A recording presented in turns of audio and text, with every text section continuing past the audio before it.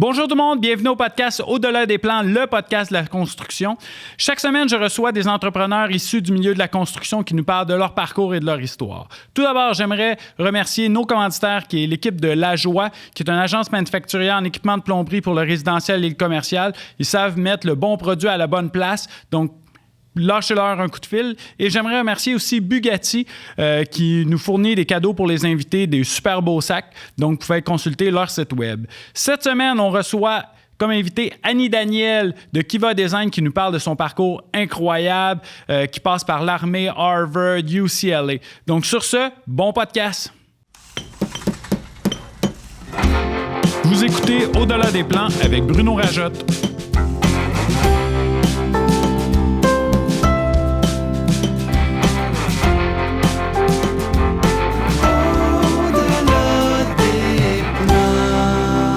Le podcast de la construction.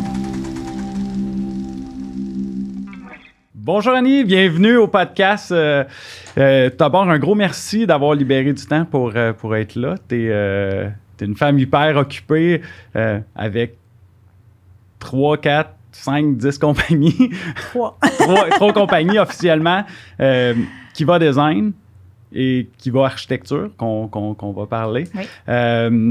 Tu as aussi Kiva Technologie et tu as Legacy en développement de projets affaires, et de terrain.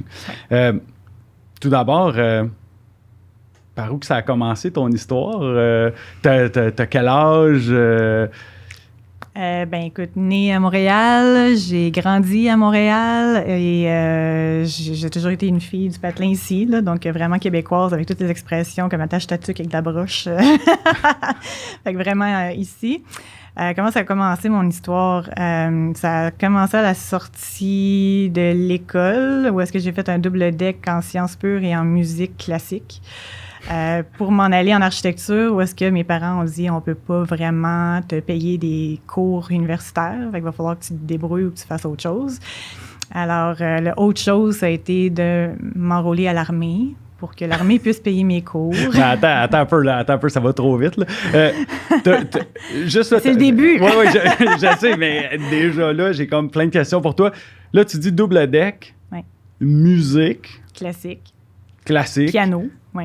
Piano qui est très, très, très créatif avec science pure qui est très cartésien. Oui, mais j'ai toujours été comme ça. J'ai un cerveau double. J'ai toujours aimé le côté artistique. Ça, c'était le côté plus de ma mère, là, avec ses peintures, ses colliers qu'elle faisait, toutes sortes d'affaires créatives.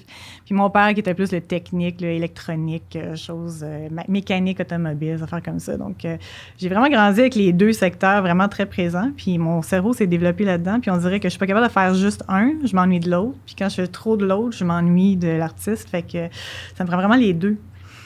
Donc, le double deck musique et sciences pures était parfait. C'était parfait. Ça correspondait parfaitement. C'est sûr que ça aide beaucoup pour le développement puis pour tes passions, mais il y a une chose que tu m'as dit. Tu as appris par toi-même le piano. Oui. Pour faire ton double deck. C'est parce que mes parents, encore là, n'avaient pas d'argent à investir dans un prof de piano. Fait que oui, j'ai acheté des partitions chez Archambault dans la section qui était comme des trucs en solde. Puis j'en avais une d'ailleurs, c'était 2 volumes qui sont venus ensemble, pas cher, genre 5-8 piastres dans le temps. Puis c'était Dan Hauser, c'était vraiment le solfège, là, puis l'écriture musicale. Fait que c'était vraiment là, les prémices de base pour comprendre une partition de musique. Puis j'ai appris ça par cœur. J'ai passé des étés à le lire, puis à le relire, puis à le relire. Puis ma mère, elle avait un piano électronique où est-ce que tu avais des touches avec des petites lumières. Là, le fameux Casio, là. Oui. Et j'ai appris les premières touches comme ça. C'est à trouver, un sol, c'est là, parce que la petite lumière, elle allume tout le temps à la même place. Tu sais, fait que c'est vraiment prémisse. Puis à un moment donné, c'est ça, mon père a décidé d'investir dans un piano, un vrai piano, là, un Clavinova. Qui n'était pas un vrai piano, qui était un piano électronique, mais qui avait la touche piano un peu. Et puis, j'ai passé des étés de temps, des 12 heures par jour dans ma chambre à étudier, puis à faire toutes les études de Chopin, puis à avoir mon métronome, m'assurer que je faisais en le temps. Puis, j'ai été faire une j'ai été faire une entrevue. Une audition. Une audition, voilà, pour rentrer au conservatoire.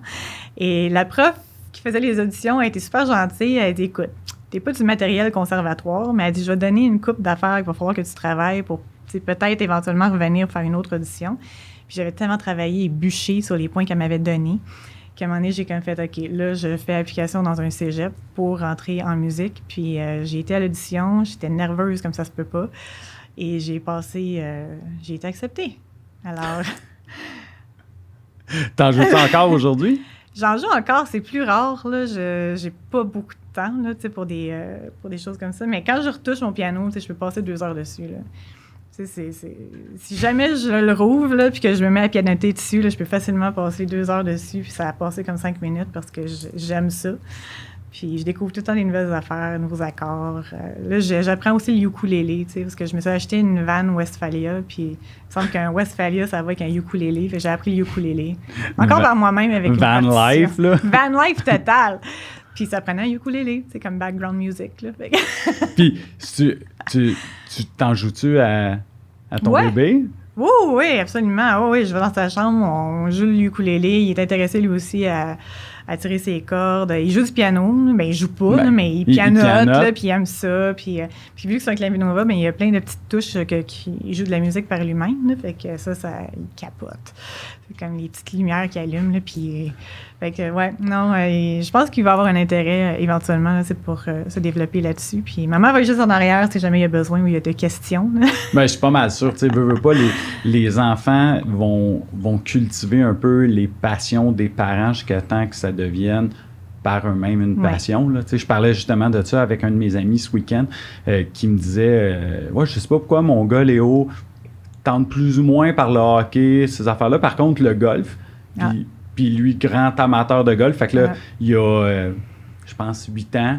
Il joue comme une game par semaine avec son père, un petit 9 trous, un 18 trous. Là, il commence à faire des 18 trous. Je suis comme, wow! Mais en même temps, c'est un peu comme ton garçon que lui, il voit maman pianoter, il voit maman ukulélé, il va aller de l'avant avec ça. Exactement. Mais là, tu parles de ton garçon. Oui. Il est rendu à quel âge?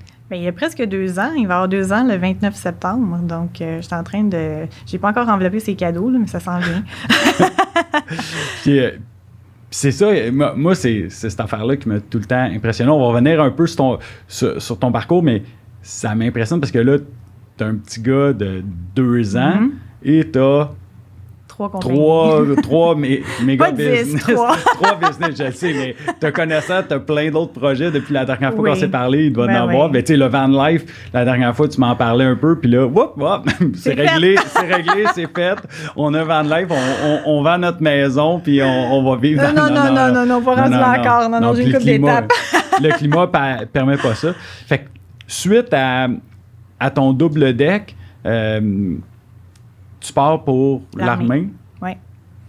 Je pars pour l'armée, qu'en entraînement intensif. Après ça, je me rends compte de ce que c'est, là, l'entraînement, puis de ce que ça peut t'amener. Comme quand tu te développes là-dedans, tu as certains rôles que tu vas jouer dans l'armée. Et ça me tentait vraiment pas d'être la chair à canon. D'ailleurs, tout le temps de mon camp d'entraînement, j'étais comme, j'espère qu'il n'y aura pas de guerre. Je veux pas être le porteur de drapeau. Oh mon Dieu. Écoute, parce que c'est le fun. L'entraînement est le fun. J'ai toujours fait du karaté. J'ai tout le temps été comme dans l'entraînement. Fait que pour moi, c'était de me dépasser encore plus puis d'aller comme pousser plus loin mes limites personnelles et physiques. Mais tu sais, quand tu gardes tout le temps le global image, là, puis que tu te dis, OK, mais aussi que je m'en vais avec ça, tu sais, puis que là, tu te dis, si jamais il y a de quoi qui se passe, ça me tente pas d'avoir 200 livres sur le dos, puis des guns, décider ça, puis tu sais, c'est hyper pesant. C'est ce que tu as à charrier. Puis il faut quand même que tu sois assez agile avec pour pouvoir te promener dans des sensibles, dans des endroits que c'est pas hyper aménagé, hein, on s'entend? Donc, puis pour te retrouver à une place où est-ce que tu étais le premier sur le front à te faire peut-être fusiller parce que t'es le premier arrivé, t'es là, t'es sur le terrain. Ça me tentait pas trop. Puis je me suis dit, il doit sûrement avoir d'autres choses. Il y avait des military police, il y avait comme différentes affaires dans lesquelles tu pouvais comme plus focusser. Ça devenait comme un peu des spécialisations. Puis à un moment donné, j'ai tombé sur Flight School, parce que moi, j'étais à Kingston. Mais attends un peu, là. Tu fais-tu l'armée en même temps qu'étudier, compléter ton bac? Oui, oui. Fait Oui, quand j'ai été acceptée, j'ai dit, moi, c'est parce que je veux rentrer à l'université, puis là, ben ça me prend les sous pour rentrer à l'université, puis là, ben je suis rentrée, là, j'ai été acceptée, mais je commence telle date, comment est-ce que je peux faire les deux? Est-ce que je peux faire les deux? Puis ils m'ont dit, oui, pas de problème, on va faire tes... Mais t'as un peu de vie, là, tu sais, tu travailles, tu vas à l'université, puis après ça, tu prends ton char, ma super Golf doré et rouille que j'ai pris pendant des années pour faire le trajet Montréal-Kingston. Et c'est ça, fait que tu ne vis plus, t'as plus de chum, t'as plus de blonde, t'as plus d'amis, t'as plus de sorties de bar. Moi, j'aimais faire des études. Le monde qui me dit j'ai fait des études, mais 3/4, je me rappelle pas parce qu'on était tellement sous. T'sais, on était dans le dorm puis on a fait plein de parties. J'ai jamais mis les pieds dans un dorm. Parce que c'est ça. T'sais, moi, je partais avec mes livres puis je m'en allais passer le week-end à Kingston pour mon entraînement. Puis ça a pris plus de temps que la normale à cause que c'est ça, j'avais pas temps plein. Mais c'est dans ton break scolaire, tes vacances, summer break, là, puis même ton spring break, ils te le laissent pas. Là. Tu t'en viens à temps plein chez nous, puis let's go. Non. LA, non, volleyball sur la plage, ça faisait pas partie du langage de l'armée. Fait que fallait que j'aille là-bas toutes les minutes que j'avais de libre de mon temps d'école. Puis ça fait que j'ai trouvé la spécialisation de flight school. Il y avait mais attends un peu. Tu t'en vas dans l'armée pour l'argent. Pour qu'ils me payent mes études. Oui, c'est ça.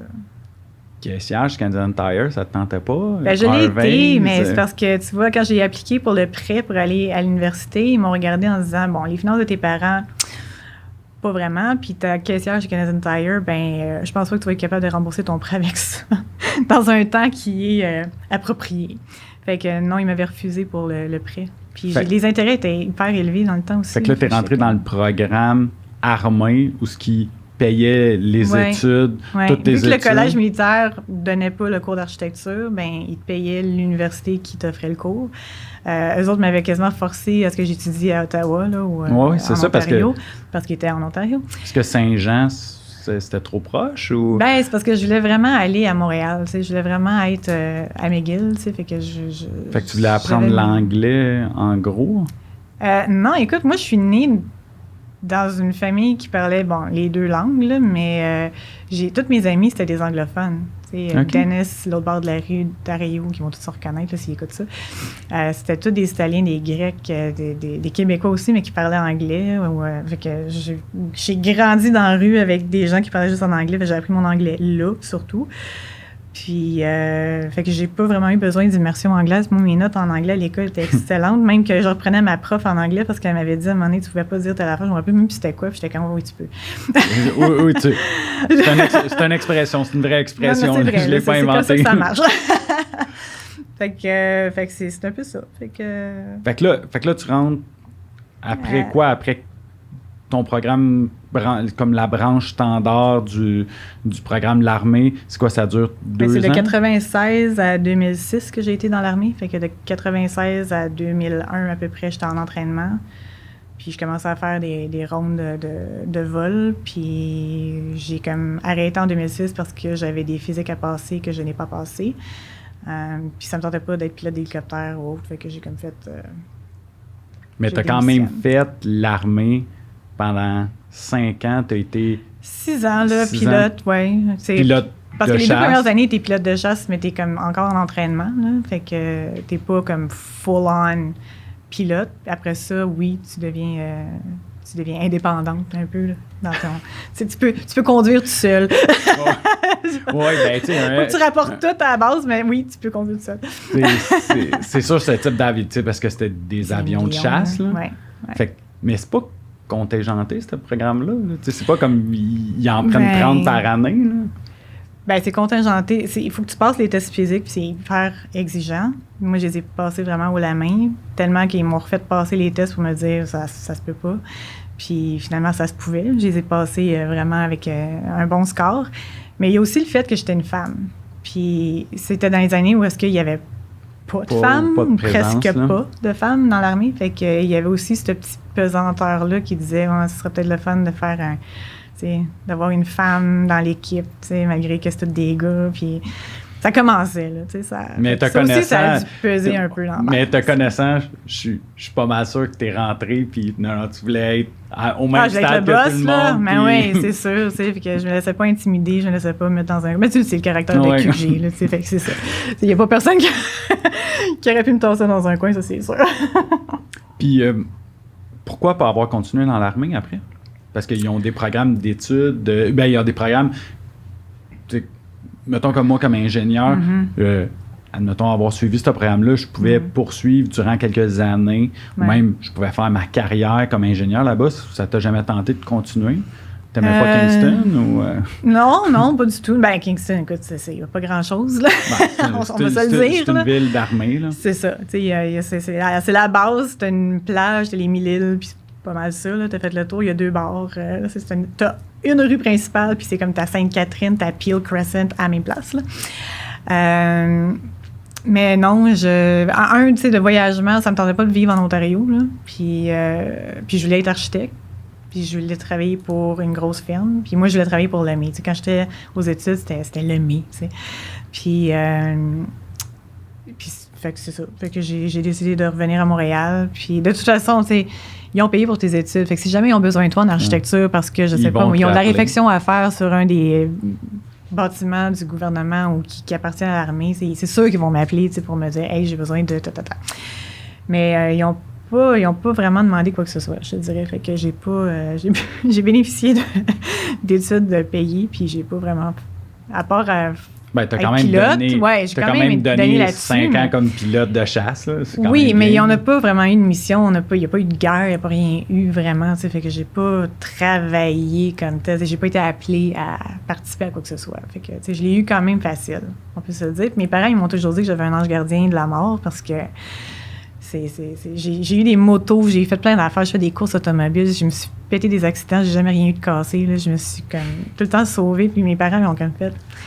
J'espère juste que tu le perdes pas parce que la journée qui sera plus là, t'es dans le chenoute. Après l'armée, tu reviens à Montréal? Oui, je reviens à Montréal. Ben, j'étais toujours un peu Montréal là-bas. Là. Je faisais l'aller-retour. J'ai jamais été là-bas stationnaire pendant bien longtemps. Là. Oui, retour à Montréal, je commence à travailler chez Lemay. Et puis, ben c'est ça. Tu es architecte junior.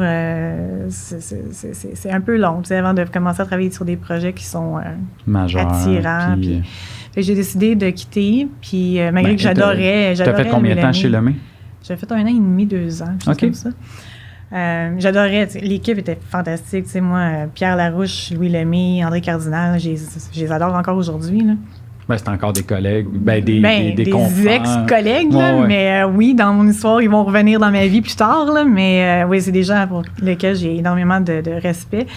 Mais j'ai quitté parce que je sais pas, j'avais pas je trouvais pas ce que je voulais, tu sais, vraiment dans le day-to-day. Fait que j'ai décidé de quitter, d'aller en gestion immobilière.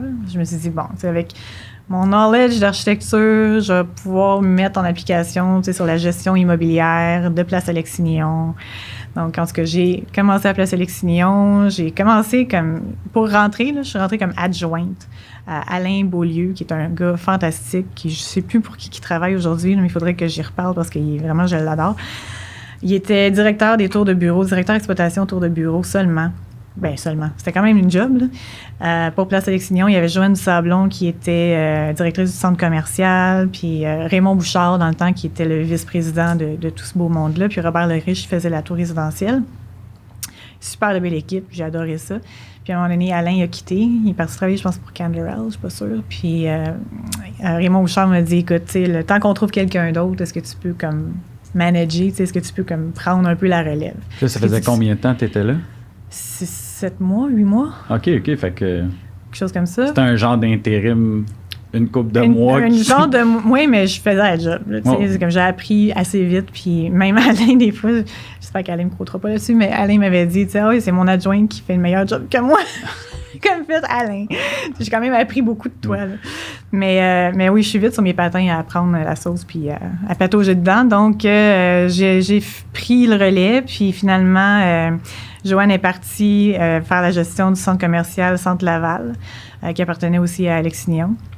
Et puis, fait que là, j'ai pris un peu le centre leadership commercial aussi de ça. Alex Fait que là, ils Siméon. ont changé mon titre pour, je pense que c'était coordonnatrice de l'exploitation, on va faire dans le même. Là. Puis gestionnaire exploitation, on va faire comme ça. Et là, bon, il y a eu plusieurs changements, puis je pense que Gaétan Prudhomme, il est rentré à ce moment-là. Puis Gaétan, bon, il est rentré avec ses grosses chaussures, puis il a dit, OK, là, ça va être comme ça que ça va marcher. Mais il a mis une superbe structure dans un endroit où que ça marchait un petit peu comme Mom and Pops. Là. Ça avait été géré un peu bien quand même, ça a bien survécu, mais ça prenait quelque chose de plus structuré. Fait que Gaétan et moi, on avait vraiment travaillé ensemble à tout refaire le guide de construction, le guide des locataires, c'est savoir qu'est-ce que tu as le droit de faire, pas le droit de faire, qu'est-ce que tu peux mettre dans les corridors, pas mettre dans les corridors. Il y a du monde qui entreposait du stock dans les sorties de secours. Oui, les corridors, tout que le monde sache.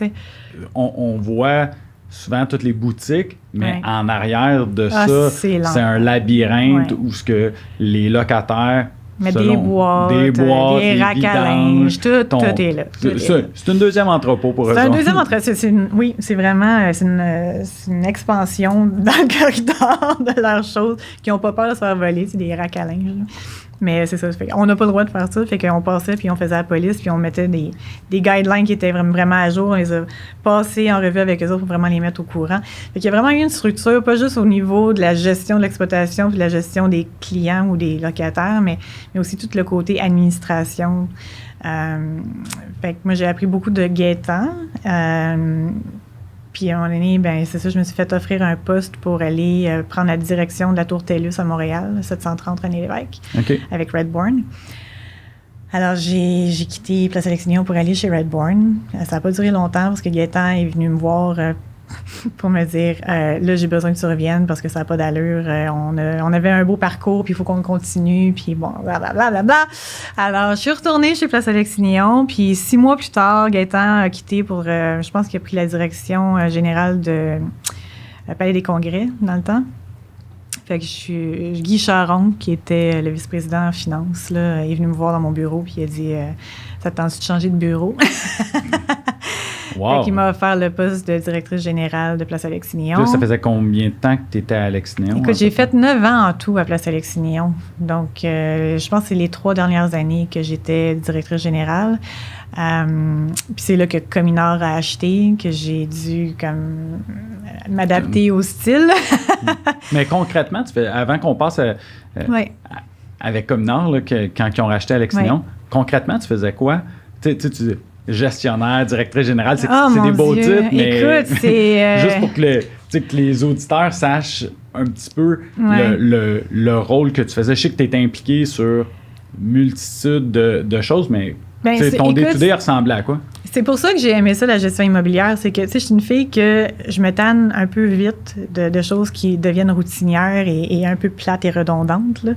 Ça m'éteint, puis à un moment donné, je suis comme, je passe à d'autres choses, j'ai plus d'air. Puis la gestion immobilière, ce que j'ai aimé, c'est que t'as pas une motadine de journée qui est pareille. T'as bien beau avoir un agenda puis d'avoir des choses de prévues dedans. Tu rentres dans ton bureau puis ça explose à tous les jours. Il y a tout le temps quelque chose qui fait que ça tu as planifié ça, mais ça marchera pas comme ça. Puis il y a des gens qui sont pas capables, quand ils ont planifié de quoi dans leur agenda puis qu'il y a quelque chose qui saute, qui panique. Moi, j'aimais ça, j'étais adaptable au bout, puis j'aimais le fait que c'était tellement diversifié, j'avais tellement de choses dans ma journée que la journée a passé comme 5 minutes. Puis c'est bon, puis c'est pas bon, là, mais... Ouais, ben j'ai un ami chez Van Wyck & Bruce, lui, qui me dit, moi, j'ai un horaire de 6h à 9h. Ouais. À partir de 9h, j'ai jamais rien sur mon agenda. Booké-moi pas des meetings. Non, c'est ça, tu fais ton travail de 6 à 9, c'est ça. Il y a des chances que ça soit annulé. Il y a une bombe qui va exploser à 4 parts dans mes buildings. Puis c'est là que c'est là qu'on s'en va, tu sais. Écoute, c'est vraiment ça. Puis moi, j'ai adoré, puis c'est pour ça que j'ai fait 9 ans là-bas, parce que c'était une école incroyable. C'est un bâtiment de 1967. C'est un multi-usage, donc une tour résidentielle de 426 appartements, 2 tours de bureaux, un centre commercial de 3 étages, accès directement au métro Atwater, trucking, donc un loading dock qui est souterrain, en dessous du niveau métro. Avec une coupe de docks, je pense, de débarquement. Oui, on avait 4 ou 5 docks de débarquement, puis un stationnement étagé de 3 étages, 2-3 étages. Ça fait longtemps, là, je parle. C'est cool, il y avait un peu de pieds carrés. Oui, quand même. Tu sais, il y avait, je pense, 1,2 million de pieds carrés, quelque chose comme ça. Incroyable. Fait que c'était énorme, puis c'était vieux, puis ça a été entretenu, mais entretenu, tu sais, selon les budgets qu'on avait, là. Fait que, tu sais, il y avait des choses qui étaient à faire, tu sais, puis qu'on avait comme peut-être retardé un petit peu. Mais... écoute, on a vécu toutes sortes d'affaires. Puis l'équipe qu'on avait en place, c'est Pascal Gagné à sécurité, Alain Dubois à l'entretien. C'était fou, là. On était vraiment une petite famille qui faisait vivre la place. Puis il y a des choses qui sont arrivées. C'est qu'à un moment donné, il y a un coude d'un drain de toit qui a cédé. Puis ça s'est vidé, puis il pleuvait. C'était une journée là, que c'est torrentiel. Okay? Ça a juste fait exprès de même. Écoute, il y avait la chute Niagara dans le food court. Ah ouais, c'est ça. Dans le food court qui est au troisième spot. étage. Tu sais, c'est ça. Fait que le troisième étage, puis je sais pas si tu es allé Place Augustignon, ouais. mais c'est comme fait en beigne, le centre commercial. Fait que tu as un atrium sur 3 étages, tu sais. Fait que là, tu avais la chute Niagara du coude qui tombait en chute Niagara sur les 3 étages dans le trou de l'atrium. Écoute, moi puis Alain, Pascal, on était là, on se regardait, on était comme... Bon, on va sortir les squeegees. Puis Guy Charon était sorti, écoute, il avait enlevé ses souliers de cuir, là, puis il était en pied de bas avec des squeegees. On avait ouvert les drains de plancher pour comme pitcher l'eau dans les drains de plancher pour évacuer l'eau le plus possible. Un peu des affaires de fou, là. Mais écoute, on pourrait écrire une encyclopédie sur ce qui s'est passé chez Place Augustignon, là, puis on en rit aujourd'hui, là, mais c'est le coup, je peux pas croire que ça m'arrive. Mais souvent dans des situations comme ça que tu apprends le plus, là. Ah, mon Dieu, écoute, c'est fou. Puis on a fait tellement on s'est créé des amitiés incroyables, là, même des fournisseurs comme Toiture Rogue, là, qui sont venus nous aider. Ils sont venus à notre secours. On travaille encore avec eux autres là, aujourd'hui. Là, même moi, c'est des amis proches là, parce que on a tellement vécu toutes sortes d'affaires. Vous avez fait la guerre ensemble. On a fait la guerre ensemble, oui, c'est ça. Pas de gun, par exemple. Puis là, tombe directrice générale au bout de, je pense, 2 ans, comme Nord à Jette. Oui. Qu'est-ce qui arrive à ce moment-là? Ah, ben écoute, c'était différent. Le bureau d'administration a été déménagé avec l'équipe de construction dans l'autre tour de bureau. Puis ça, c'était correct, là, ça allait bien. Sauf que, je sais pas, d'être déconnecté de l'administration, ça faisait un petit peu comme... tu sais, moi, j'étais habituée d'aller voir ma comptabilité, puis mon légal, tu sais, puis mon leasing, tu sais, pour faire mes choses d'exploitation. Parce que tu as quand même un plan stratégique de location à faire puis à comprendre pour faire ton exploitation en bonne et due forme. Puis là, je trouvais que ça travaillait un peu en silo. OK. Puis malgré qu'on a des téléphones, malgré qu'on avait des courriels, on avait moins tendance à échanger l'information qu'avant. Tu dirais-tu qu'un peu la petite esprit de famille que vous aviez créé ça avait été un peu comme au bout interrompu des 8-9 ans là, qui étaient là, fait que ça a changé. Fait que, puis tu sais, de se faire classifier, ben t'es exploitation, fait que t'es plus comme dans la construction. Tu sais, je trouvais que c'était pas nécessairement vrai parce que l'exploitation, oui, on va suivre nos clients, on va s'assurer qu'on prépare les locaux en conséquence qu'ils vont déménager dedans, fait qu'on va s'assurer de faire un back to basic base building ou même faire leurs aménagements. Des fois, ça arrivait qu'on faisait leur aménagement avec l'équipe de construction qu'on avait à l'interne. Mais c'était bien plus que ça, là. Moi, j'avais des locataires à qui il fallait que je réponde. J'avais des gens qui m'appelaient parce qu'il y a une vitre dans la salle de conférence qui était buée. Puis là, il y avait un gros meeting qui s'en venait. Fait qu'il fallait qu'on fasse changer ce thermos-là le plus rapidement possible. Puis ça, c'était pas la construction qu'il faisait. C'était vraiment, il fallait que moi, je prenne mes pattes, aller voir le locataire, prendre les mesures, appeler le fournisseur, demander 2-3 prix pour changer le thermos, commander les affaires, puis superviser les travaux. Puis à part de ça, tu as toute la location, tu as tout... t'étais occupé, là. Tu as les budgets à faire, CAPEX, OPEX, tu as différentes choses, mais de travailler avec le légal puis l'équipe de leasing qui sont juste à côté de toi, ça va tellement mieux. Tu sais, tu donnes, j'ai besoin de telle affaire, tu sais. Puis là, il est comme, hey, OK, je te l'envoie, tu sais. Puis je travaillais avec Dominique Dussault dans le temps, puis Dominique, on l'appelait le train, parce que quand il promenait dans le bureau, ça faisait doum, doum, doum, doum, doum, doum, doum, doum. Puis j'étais comme, le train s'en vient! Full énergie, le gars. Puis, mais c'est ça. Il y avait une synergie qui était mieux guérée, puis le fait qu'on a séparé les locaux, on se rendait pas rendu compte au départ, puis une couple de mois après, on était comme, on dirait que c'est plus compliqué d'aller chercher de l'information. Puis même quand j'allais dans le bureau d'admin pour demander les mêmes affaires qu'avant, on me mettait comme, là, ça sera pas long, là, on te revient. Je suis comme, non, on me revient. Non, ben c'est difficile, tu sais, quand avant, t'avais full accès. Ouais. Je donne souvent un exemple d'un serveur informatique. Tu as accès à tous les fichiers de la compagnie. Puis là, du jour au lendemain, il fait non, toi, t'es dans cette catégorie-là. Fait que tu as accès juste aux 4 premiers. C'est là, ça. Fais, non, mais, si tu veux avoir accès à ça, faut que tu remplisses tel formulaire. Puis demande-moi aller. Ben, c'est sûr, parce que comme Nord veut pas changement de mentalité, les choses sont un peu différentes. Ouais. Il se passe quoi après? Ben, on Te connaissant, t'as dit. Ben là, c'est parce que c'est ça. Moi, il faut que ça bouge, il faut qu'on garde mon intérêt. C'est vraiment ça, il faut garder mon intérêt. Puis ben c'est ça, j'ai eu une offre pour aller travailler au Carrefour Laval. Oh, nice. Par Cadillac Fairview, oui. Donc, j'ai été là-bas faire l'entrevue. Ça s'est super bien passé. J'ai rencontré un homme absolument fantastique qui s'appelle Martin Duguay, qui est maintenant chez Groupe Petra. Puis ça a cliqué, là, je veux dire, puis Martin, c'est quelqu'un d'intuitif aussi, là, fait que quand ça marche avec quelqu'un, ça marche. Quand ça marche pas, ça marche pas. T'sais. Puis si tu le sais, dans la journée, t'es dans son bureau, puis tu le sais. T'sais. Puis on est un petit peu comme ça, les deux, fait que ça a comme bien fité. Puis on a travaillé super bien ensemble, c'est super le fun. J'ai commencé là-bas comme directrice de propriété. Après ça, lui a quitté. J'ai comme maintenu la barre un peu. Il y a une nouvelle directrice générale qui a suivi par la suite.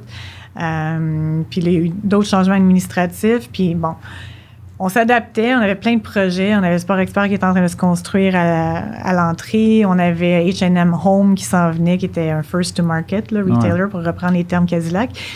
Puis plein de développements de restaurants. On refaisait le pad au complet avec un nouveau MEC parce qu'on avait un Krispy Kreme qui était en train de fondre. Écoute, moi, je suis passée sur 440. Quand j'ai vu Martin pour mon entrevue la première fois, il me dit « Mais si tu avais quelque chose à changer au Carrefour Laval, le Krispy Kreme, là, y a quelque chose qu'on peut... Moi, ça me dérange pas de rentrer à la fin de semaine pour le détruire. Là. On va le démolir, puis on va se trouver quelque chose à faire à sa place. Puis, OK. Non, bien, surtout que... À chaque fois que je suis à 440, tu le vois, puis j'étais comme ça. Je n'ai fou. Puis, tu sais, le Krispy Kreme, il y a eu, lui, de... l'Acadie, place les galeries de la... Comment ça s'appelle? Marché central. Oui, Marché central. Fait que là, il y a eu, lui, du Marché central qui avait eu comme un gros boom. Puis après ça, je crois qu'il en avait fait quelques petites franchises, dont une au Carrefour Laval qui avait duré... Je pense que c'est 6 mois qu'il y avait un achalandage. Puis, bon, c'était pas sur trend à côté de la voie de service de la 440. C'était difficile d'accès un peu là, aussi. Fait que non, c'était pas. À côté d'un Tim Hortons et d'un Dunkin' Donuts, je me souviens bien. Fait que c'était. Puis c'était pas facile d'accès. Puis, tu sais, le stationnement au Carrefour Laval, il faut se le dire, faut que tu sois patient. Là. Donc, non, tout ça a fait en sorte que c'est ça. Fait que, mais on l'a remplacé. C'est devenu un Mountain Equipment Co-op. Puis c'est très beau, c'est très bien maintenant encore. Là.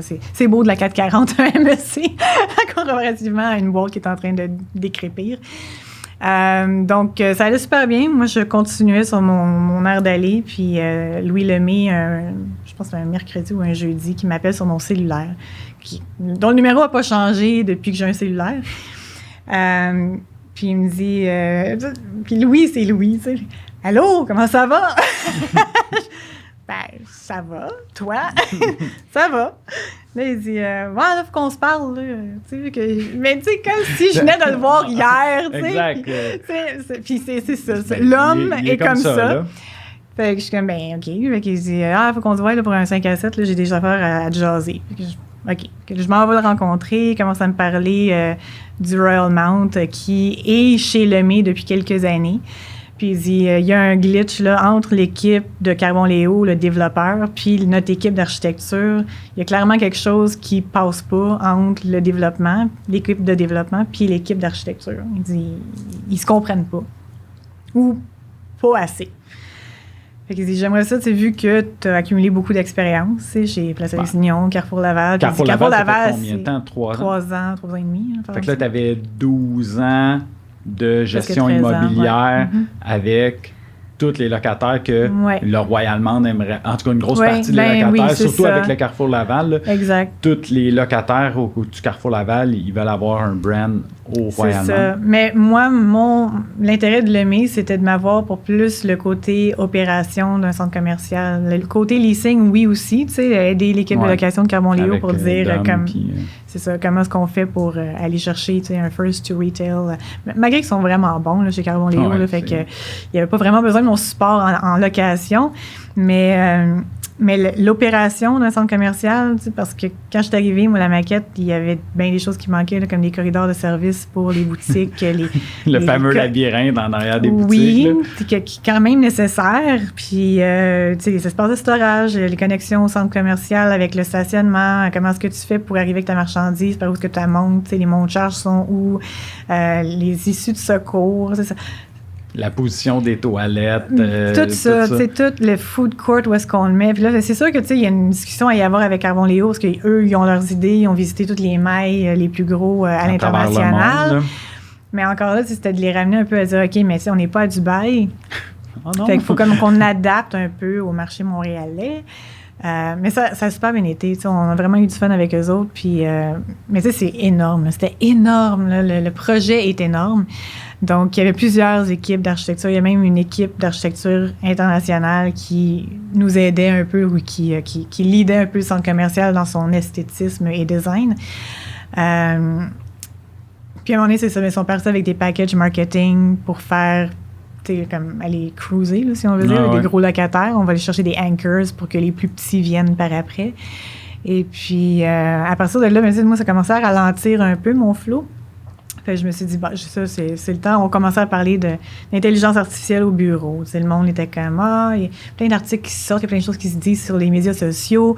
On sait pas ce que ça s'en va, mais là, moi, j'ai peur. J'ai l'impression qu'ils sont en train de dire qu'ils vont remplacer les avocats, les comptables, parce que, une fois que tu as compris que, tel article de loi, dépose ton cas, le AI va cruncher tout ça, puis il va être comme, selon ça,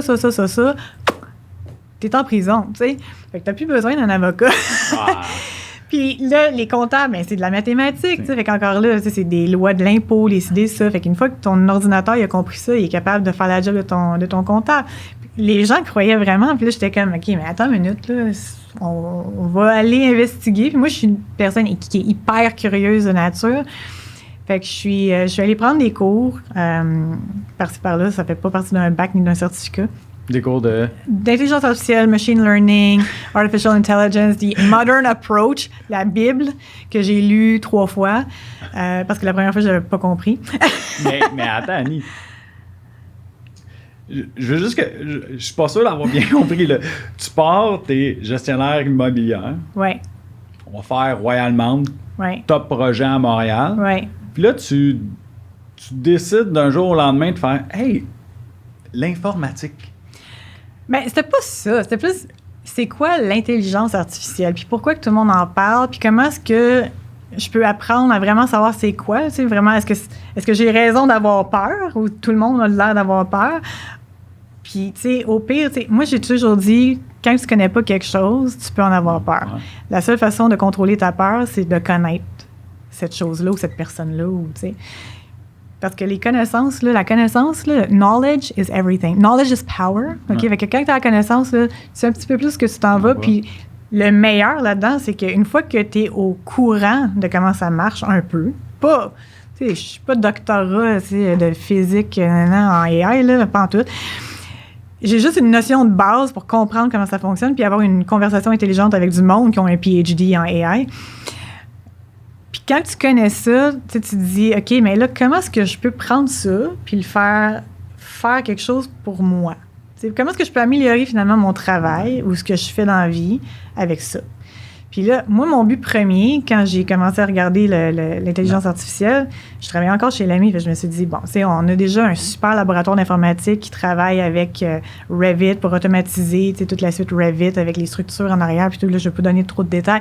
Mais tu sais, moi, j'ai travaillé très proche avec ces gens-là parce que ça m'intéressait, puis j'étais juste curieuse. Puis tu voulais comprendre. Puis je voulais comprendre. Je me suis dit, c'est quand même le logiciel qu'on utilise pour faire Royal Mount, fait que c'est important que je comprenne un peu où est-ce qu'on s'en va avec ça. Puis je me suis dit, est-ce que l'intelligence artificielle pourrait bonifier, c'est comme un plugin dans Revit pour automatiser les affaires. Puis, ça s'est jamais vraiment développé chez l'AMI, ça aurait pu, mais j'ai comme pas poussé vraiment. Puis c'est en même temps, quand j'ai fini mon 10e cours, ben, j'ai rencontré plein de monde à McGill, plein de monde dans des cafés campus, programming night, des affaires là, de fou. Tu dis 10e cours de programmation. J'ai appris 9 langages de programmation en tout, que je sais plus, parce que j'ai pas pratiqué. Là. Mais t'es quand même... Oui, je les ai appris, j'ai codé avec, j'ai joué avec. Il y a plein de sites Internet, là, que GitHub, c'en est un, là, où tu peux te faire vraiment du fun. Là. Il y a du monde qui programme des choses, puis là, tu fais un run de ce programme-là, tu vois ce qu'il fait, puis là, tu es comme, comment est-ce que je pourrais... Fait que là, tu continues une autre suite de programmation, s'il fait faire d'autres choses, puis tu sais, tout reste sur le GitHub, puis les gens ont accès à tes affaires, fait que des fois, tu vois ce que tu as créé comme est devenu comme tellement plus gros que ce que tu as fait, mais ils sont partis quand même de ta base pour faire ce qu'ils font aujourd'hui. Fait que c'est vraiment une communauté en ligne c'est mon côté geek. Là. c'est ça. Ça, c'est la partie de ton cerveau. C'est mon côté Star Trek. Là. Tu mets ton côté designer de côté, puis là, c'est ton côté cartésien. C'est mon côté cartésien technique. Mais encore là, tu sais, je regardais ça, puis je me développais ça, puis je me disais, comment est-ce que je peux l'appliquer en architecture? T'sais, comment est-ce que... au lieu de perdre notre temps, admettons, là, mais c'est pas de perdre de temps, mais admettons, là, ce que je suis en train de développer, puis j'ai pas vraiment le temps de mettre du temps parce qu'on travaille avec des géants technologiques qui nous prennent tout notre temps, là, puis nos ressources, mais quand on se dégage un petit peu de temps, là, j'aime ça travailler là-dessus, c'est que on a une base de programmation, une plateforme, appelons ça comme ça, qui a fait un mapping de Montréal, du Greater Montreal Area. Puis, on y a ajouté des choses, c'est des algorithmes pour aller chercher l'information sur les sites des municipalités. Fait que ça, mettons, là, je te donne un exemple concret pour que ça soit pas trop compliqué et qu'on se perde pas 3 heures dessus. Je te suis, là, jusqu'à date, je sais où tu t'en vas. Là. Fait que si, mettons, toi, tu es un développeur, là, puis tu as les yeux sur un terrain, je sais pas, là, on va dire à Pierrefonds. Ben, je vais te demander le numéro de cadastre. Puis là, ma plateforme va être capable de savoir où est-ce qu'il a été localisé. À ça, j'ai des algorithmes qui vont chercher toute la donnée mobile des gens qui vivent ou travaillent dans un rayon de 1, 2, 3, 4, 5 km. Là, parce qu'on fait plusieurs études comme ça par rapport à la distance. Puis on te crunch toute le data à savoir, c'est quoi ta démographique live? T'sais, qu'est-ce qu'ils aiment, qu'est-ce qu'ils achètent, qu'est-ce qu'ils mangent, à quel restaurant qu'ils vont, combien de temps qu'ils passent dans un magasin, quel magasin, pourquoi? Tout ça, cette information-là. Tout le data. Tu sais pas que monsieur un tel, il a fait ça, telle heure. Non. Mais en masse, c'est que, je sais pas, il y a 35 % de ta population qui magasine chez Provigo, puis le reste vont chez Maxi. Fait que va pas approcher un IGA pour s'installer dans ton premier étage. Va chez Provigo. Exactement. Fait que ça te donne ce data-là. Première étape. Deuxième étape, tu veux aussi savoir, c'est en tant qu'architecte, c'est quoi que la municipalité te permet de faire sur ce terrain-là si jamais tu l'achètes. T'sais. Fait que là, on a des algorithmes qui vont chercher directement sur le site des municipalités l'information d'urbanisme. Fait que ça te dit c'est quoi ton dégagement requis, c'est quoi tes hauteurs maximales requises. Ça, c'est sans aller en rezonage parce qu'il y a des choses que tu peux faire, peut-être ajouter ou en dérogation. Tu peux aller en dérogation, mais on ne veut pas se rendre là. On veut juste dire, tu veux pas monsieur, que les machines tu veux en acheter place, ça. Là. Je te dirais qu'à un moment donné, ça pourrait peut-être être possible de pousser l'affaire, mais on n'est pas rendu là. Donc, c'est ça. Fait que tu dis à ton développeur, écoute, ce terrain-là, tu peux faire, je sais pas moi, 4 étages sur tant de pieds carrés sur chaque floor plate, ce qui représente, selon ton proforma, je sais pas moi, 150 appartements qui vont de 2,5 à 5,5, tant de bedrooms, blablabla. Ton investissement de terrain s'étend. Le marché dit qu'il est peut-être 30 % au-dessus de ce qu'il vaut vraiment, parce que si on regarde parce qu'on a des plugins, sur des sites de données qui fait en sorte que toutes les récentes transactions de vente sont dedans. Fait que il va dire, tu as un lot qui est là, il te demande tant du pied carré pour ton site, mais le site qui est juste au bord de la rue, il s'est vendu à temps. À temps, puis l'autre qui est comme même pas à 200 mètres, qui s'est vendu à temps, fait que tu es comme 38 % au-dessus du marché. Fait que ça te donne un pouvoir de négociation en même temps en disant, monsieur le vendeur, pourquoi est-ce que vous demandez autant que ça? Parce que lui, il s'est vendu à peu près 38 % moins cher. My God, mais attends, là. Puis là, tout ça se fait automatiquement.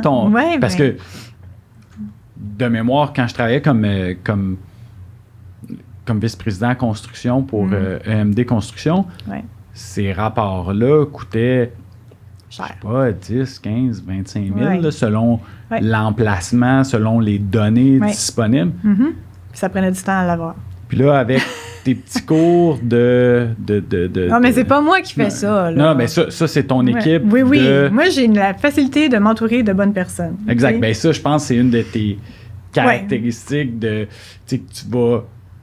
En fait, c'est un de tes talents d'être capable de cibler les bonnes personnes puis de t'entourer, parce que je pense qu'une fois que tu as ciblé les bonnes personnes, le reste roule. Là. C'est comme ça que tu m'expliques que Ouais. tu es Ouais. capable de rouler 3 business. Mais ça, ce logiciel-là, ultra puissant, tout le monde veut ça. Là. Peut-être. La seule chose, c'est qu'avant de me mettre en marché, parce que j'ai appris des grands géants technologiques avec qui je travaille, que tant et aussi longtemps que tu n'as pas atteint le 1% de marge d'erreur, tu ne fais pas de mise en marché. On est rendu à 5%, me semble, de mémoire. Fait qu'il y a encore du travail à faire. Puis je me dis, tu sais, ça marche. Moi, je le comprends. Fait que je suis capable de le tweaker. C'est quand je vois qu'il y a des affaires que j'aime moins ça. Tu sais, je suis capable de trouver l'erreur puis de le faire comme revenir en arrière, procéder les données pour arriver à quelque chose qui est comme plus... mais c'est ça, le tweak qu'on n'a pas encore réussi à automatiser. Tu sais, la donnée humaine, je connais le marché, moi aussi. Là, tu sais, je suis pas folle. Là, on fait du développement. Là, on sait c'est quoi que ça vaut. Puis fait que quand ils me sortent des affaires, des fois, je suis comme... pas sûr. Tu sais, c'est pas tout à fait exact, c'est pas tout à fait faux, mais c'est pas ça coche. Ça fait que ça, c'est notre 5% qui reste là, à vraiment peaufiner. Puis, tu sais, je me dis, là, on vient de partir Legacy Development Group, fait qu'on fait du développement immobilier. Je vais m'amuser avec ça, le temps qu'on fasse notre argent puis qu'on se fasse des bons deals que personne ne peut voir encore. Puis la journée où je vais dire, bon, là, je pense qu'on est bien, là, puis on pourrait peut-être ouvrir à vendre des licences ou à des gens X, Y, Z. C'est comme Rose Fellow, on avait rasé de travailler ensemble, mais j'ai décidé de partir Tu vas te faire enlever, Legacy là. Dev Group. Il y a quelqu'un qui va t'enlever. C'est ça. Mais non, c'est ça. Fait que j'ai décidé de partir ça avec Patrick Nillon, puis donc c'est ça. Fait que Rose Fellow, Mike, il a comme fait, ben là, on pourra pas travailler ensemble. Je le sais. Mais on en revient un peu en arrière. Ouais. Là, t'es dans Royal Mount. Plus maintenant. Non, mais Ouais. dans le temps, tu étais dans Royal Mount, Ouais. décides de prendre un petit cours informatique. Ouais. À quel moment Kiva Design apparaît? C'était à peu près dans ce temps-là. Écoute, mes cours informatiques, ça a duré peut-être 6 mois, peut-être plus que ça, 8 mois. Ouais, à peu près 8 mois. Puis en même temps, c'est ça, j'étais en train, tu sais, ça ralentit un peu, là, fait que j'étais en train de me dire, bon, qu'est-ce que je fais? Puis là, André Carzan m'a dit, on va te mettre sur le quartier des spectacles, on va te mettre sur d'autres projets, tu vas travailler avec Andrew King. Tu sais, écoute, en sortant de l'université, on m'avait dit, si je travaillais avec Andrew King, je serais restée là. Mais là, j'étais comme, je sais pas, j'étais dans d'autres choses ailleurs. J'ai commencé à toucher le AI, j'ai commencé à trouver ça le fun. On faisait une couple de contrats, on a vendu une couple d'affaires à des compagnies. Puis là, l'équipe avec qui on est parti ça, on était 5-6, là. L'équipe avec qui j'ai parti ça, mes 2 associés, c'est vraiment notre trio, là, mais les 3 autres avec qui on a parti la programmation et tout, ça, c'est vraiment la base de Kivatech, là, fait que... Puis on s'appelait pas rien, là, dans le temps. On savait même pas si on allait partir de quoi. C'était un projet sur le coin de la table. C'est une napkin de restaurant. Puis c'est ça. Fait qu'en même temps que je faisais ça, puis que ça commençait à prendre un peu de l'essor, j'étais en train de me demander, est-ce que je reste chez Lemay? Est-ce que je retourne en gestion immobilière? Tu sors du Carrefour Laval, qui est le plus gros centre commercial au Québec. Là, tu te dis, là, je vais aller travailler où? T'sais? Il n'y a pas d'autres grands centres commerciaux vraiment. Fait que puis prendre plusieurs strip malls, je savais pas. J'étais comme, moi, ça m'intéresse plus ou moins. À revenir dans les tours de bureau, il y avait Ivano et Cambridge qui étaient en train de redévelopper un peu. Ça m'avait intéressé. J'avais regardé avec Joanne Marcotte. Puis finalement, en même temps que tout ça, j'ai quelqu'un que je connaissais chez Crew qui travaillait au développement des affaires de Kiva dans le temps, qui m'a dit, écoute, les propriétaires actuels veulent prendre leur retraite, fait qu'ils veulent prendre les prochaines années, tu sais, à comme laisser aller leur compagnie, mais ils veulent faire une transition, fait que ils cherchent du monde, fait que si ça t'intéresse, en tout cas, tu pourrais les rencontrer puis peut-être voir, tu sais, à racheter la firme. Puis je dis, on va aller voir, tu sais. Fait que je les ai rencontrés, on a négocié, puis à un moment donné, on s'est entendus. Fait que là est né l'achat de Kiva Design. Kiva Design qui a été fondé en 1994 puis qui a toujours fait du commercial, là, du design intérieur commercial, 90% du bureau commercial. Et c'est une chance. Tu sais, ça, je te dis, j'ai un ange gardien total. Tu sais, il rocks, là. Parce que ça, j'ai acheté ça. C'était en 2018. C'est le 1er juillet 2018 que je suis devenue la personne en charge de Kiva Design. Fait que quasiment un an. Ben, pandémie, c'est quoi en... 2017, décembre 2019? Oui, fait mars 2019. Fait que 6 mois avant, Kiva Design. Non, c'était plus que... Non, c'était mars 2020. Parce qu'en décembre 2019, on commençait à avoir un petit peu peur, là. Puis là, en mars, c'est là qu'ils nous ont dit, OK, shutdown, on capote, tout le monde sait plus, les hôpitaux sont... Fait qu'un an et demi avant. Oui, c'est ça. Fait qu'un an et demi, c'est ça, avant la pandémie. Mais là, on faisait vraiment juste du bureau. Puis, écoute, c'était en septembre, je pense, de cette même année, là, en 2018, que l'architecte avec qui je travaillais sur le Royal Mount chez Lemay, lui, il avait déjà quitté Lemay quand ça commençait à ralentir. Là, il était parti au bureau des grands projets de Laval. Là, ils vont m'haïr parce qu'ils vont savoir que c'est moi qui est allé le poacher. Ouais. Je pense qu'ils le savent. Oui, c'est ça. Puis, mais tu sais, c'est quelqu'un avec qui j'ai comme tellement aimé travailler chez Lemay. Là. C'est quelqu'un avec qui j'avais des atomes crochus. On s'entend super bien. Fait que je suis allée le voir, puis j'ai fait, écoute, j'ai une nouvelle à t'apprendre. Je viens d'acheter un bureau de design intérieur. Il était comme, oh, ben, félicitations. Je dis, ouais, mais là, je vais y faire de l'architecture. J'ai dit, je sais pas combien tu gagnes au bureau des grands projets. Je sais pas c'est quoi que tu vois comme carrière à long terme et à court terme. Mais j'ai dit, je t'invite à venir voir le bureau. Puis, tu sais, j'ai parlé de chiffres. Puis on a passé à travers le cash flow, toute la patente. Puis j'ai dit, écoute, si tu veux venir comme en tant qu'associé, t'es le bienvenu. Fait qu'on s'est entendu ces chiffres, puis il a quitté le bureau des grands projets, il est venu se joindre à moi, chez Kiva, qui est devenu Kiva Design Architecture. Puis là, on a commencé à développer des projets d'architecture. On fait notre architecture à l'interne, donc tous les plans sont scellés, regardés et maîtrisés à l'interne. On ne va pas avec un bureau d'architecture externe, comme la plupart des firmes de design. Donc, on est responsable de nos propres affaires, disons-le comme ça. Puis, ouais, donc c'est une super belle histoire. Depuis 2018, on roule notre boss design architecture. Puis, écoute, l'ange gardien, c'est-à-dire, COVID frappe. Si on avait été juste du bureau commercial en design... Puisque tout est tombé écoute, mort. Je me suis retrouvée dans des dettes épouvantables parce que j'avais pris un prêt pour acheter la compagnie, puis ça aurait juste pas été drôle. Là. Mais en greffant l'architecture, puis en multipliant notre offre, de faire des réflexions, d'entrée des lobbies, de l'industriel, on fait des agrandissements d'industriels, de revamping d'industriels. On a vraiment élargi notre réseau, puis c'est vraiment ça qui a fait en sorte qu'on a été capable de passer haut la main à travers la pandémie. Donc, ouais, c'est gros coup de chance. Je suis vraiment chanceuse dans la vie. Tu sais ce que j'en pense de la chance. La chance, ça n'existe pas. Moi, j'aime tout le temps ça, les gens, quand ils me disent « Ah, c'est bien, t'es chanceux. » C'est plate ce que je vais dire, mais... la chose qu'il te faut, c'est beaucoup de travail, beaucoup d'acharnement, beaucoup de travail, beaucoup de travail. En bout de ligne, si tu travailles, puis tu t'efforces, puis tu t'encadres des bonnes personnes, puis tu prends... Il y en a qui disent « Ah, tu prends tout le temps une bonne décision. » Bien, c'est pas que je prends tout le temps une bonne décision. Oui, c'est des bonnes décisions, mais peu importe la décision qui est prise, que ce soit un bon coup, mauvais coup. Si c'est un mauvais coup, j'apprends de ça. Si c'est un bon coup, cool. Ça donne du vent dans les voiles, puis ça continue, puis c'est super intéressant.